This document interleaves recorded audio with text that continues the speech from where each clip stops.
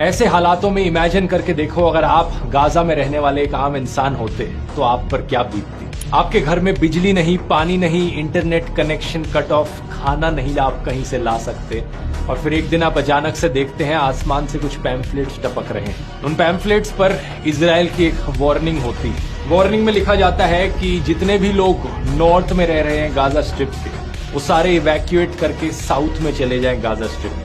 चारों तरफ आपको बमबारी की आवाज सुनाई दे रही है और अब आपको एक वार्निंग दी जा रही है कि जल्दी से जल्दी अपना घर खाली करो और साउथ में जाओ अगर जिंदा बचे रहना है। गाजा के नक्शे पर एक बार नजर डालो दोस्तों, ये बहुत ही छोटी सी जगह है, सिर्फ 365 स्क्वायर किलोमीटर में फैली ये स्ट्रिप। न्यूयॉर्क शहर के साइज से कंपेयर करो तो पता लगेगा कि कितनी छोटी जगह है। इवन दिल्ली से कंपेयर करो, ऑलमोस्ट 1/4 साइज है इसका। इतनी छोटी सी जगह में 23 लाख लोग रहते हैं। ये दुनिया की one of the most densely populated जगह है। वॉर शुरू होने से पहले भी यहाँ की लिविंग कंडीशंस बहुत खराब थी। यहाँ रहने वाले लोग कॉन्स्टेंटली इजरायली सर्विलेंस के अंडर रहते थे और इजराइल परमिशन के बगैर बाहर ट्रैवल भी नहीं कर सकते थे। और यहाँ ये बात भी मेंशन करनी जरूरी है कि 23 लाख की पॉपुलेशन में ऑलमोस्ट आधी पॉपुलेशन बच्चों की है। सही सुना आपने, यही कारण है कि एस्टिमेट्स के अनुसार अभी जितने भी लोग इस वॉर में मारे गए हैं उनमें से करीब 60% औरतें और बच्चे हैं गाजा में। लेकिन इतने बुरे हालात वॉर शुरू होने से पहले भी गाजा में थे कि इजराइल के क्रिटिक्स गाजा को अक्सर ओपन एयर प्रिजन करके पुकारते थे, मानो ये जमीन एक खुली जेल हो।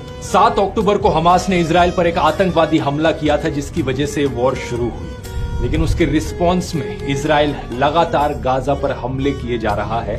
गाजा पर एक टोटल ब्लॉकेड लगाकर, जिसमें ना सिर्फ हमास के लोग मारे जा रहे हैं बल्कि पैलेस्टीनियन सिविलियंस भी मारे जा रहे हैं और अब पूरा गाजा एक नरक बन चुका है। लोगों का कहना है कि इस तरीके की कलेक्टिव पनिशमेंट देना गाजा की जनता को इजराइल जो कर रहा है वो भी किसी आतंकवाद से कम नहीं है। देखिए इस जगह को, रफा बॉर्डर क्रॉसिंग, गाजा और इजिप्ट के बीच ये बॉर्डर क्रॉसिंग है। क्योंकि अगर गाजा में कोई जगह सेफ नहीं है तो लोग ऑब्वियसली गाजा से बाहर जाने की सोचेंगे। एक तरफ समुद्र है जहां जाया नहीं जा सकता, दो तरफ इजराइल का देश है जहां ऑब्वियसली नहीं जाया जा सकता।